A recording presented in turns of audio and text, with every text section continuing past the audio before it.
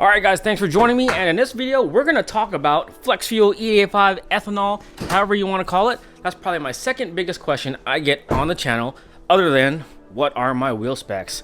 So here we go. So one of the best bang for buck mods that you can do to your car to increase its power level is to add E85. And it's not as simple as just adding E85. There are a couple of components that you're going to need to properly run E85 in your FA20.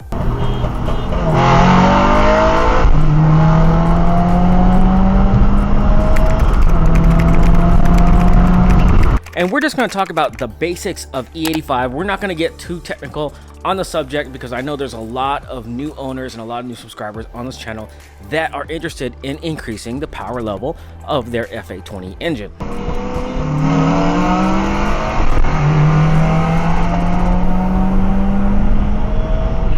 And properly running E85 is not as simple as just pumping gas into your gas tank full of E85. There are a few components and a tune that you're going to need to properly run E85 and get the most potential out of your engine with the ethanol mix content. So for the beginners out there, you're probably wondering, what is this E85 business that you are talking about? Well, to me, E85 is the poor man's race gas, since you can get it at most places around $2.50 to $3 a gallon, depending on when you're seeing this.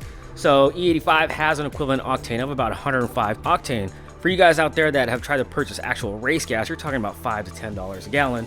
Well, E85 is a hell of a lot cheaper than actual race gas. So E85 is basically distilled from corn, and regular gas is actually made from crude oil, which is why E85 is a lot cheaper than regular pump gas. It makes a lot more power too. So converting the flex fuel or E85 is actually not that hard. There are just a few components that you're going to need. One, you're going to need a flex fuel kit. I have the Cobb flex fuel kit. There's also another one on the market from Delicious Tuning, but Cobb is the most popular option right now.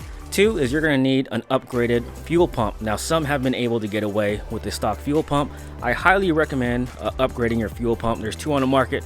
You have the DW300C, and you also have a fuel pump from AEM.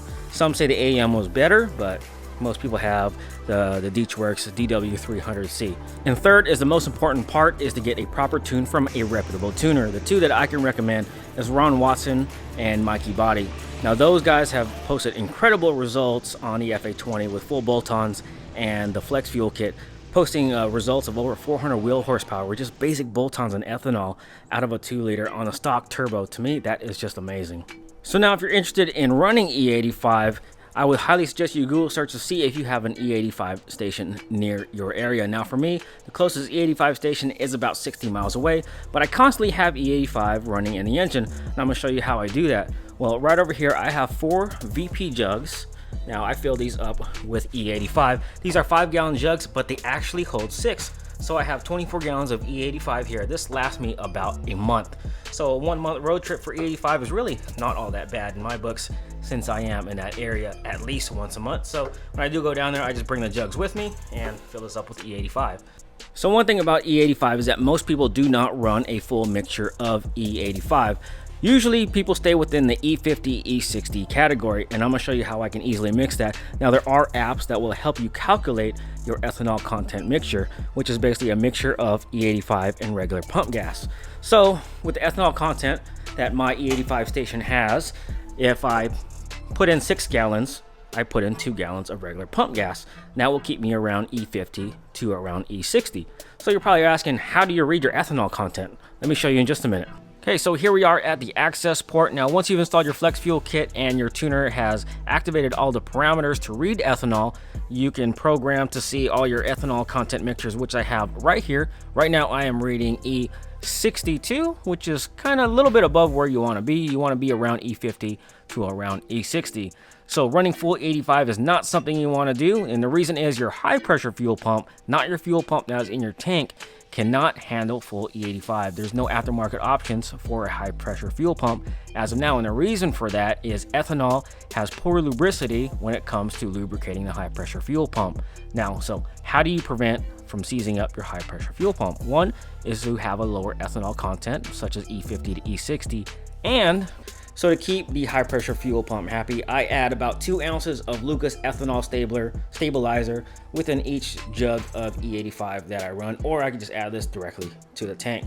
So 2 ounces per jug keeps the high pressure fuel pump happy, keeps it from seizing, because a high pressure fuel pump is not an easy or cheap repair. One thing to note about E85 is that depending on where you live, some gas stations may lower the ethanol content, and the reason why they do that is to help with cold starts. I usually don't have an issue with cold starts in the wintertime when it comes to ethanol. I may start it and it may die once I start it up again, no big deal. On EJs, it's a different story. EJs have a tougher time when it comes to ethanol in the wintertime during cold starts.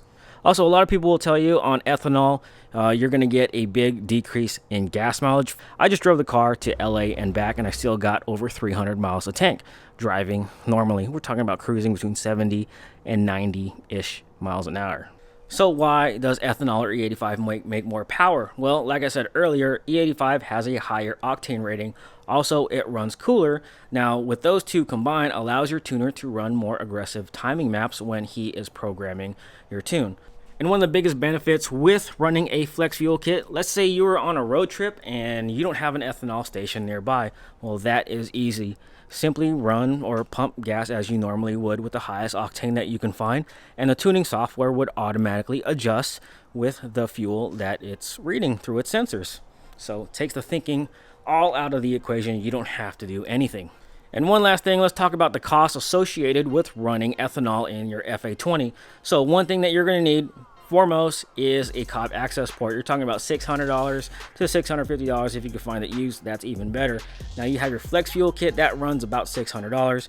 You have your fuel pump, which is about $150 to $200, and the most important part is a tune. Now that's going to cost between $400 to $1,000 depending on your tuner.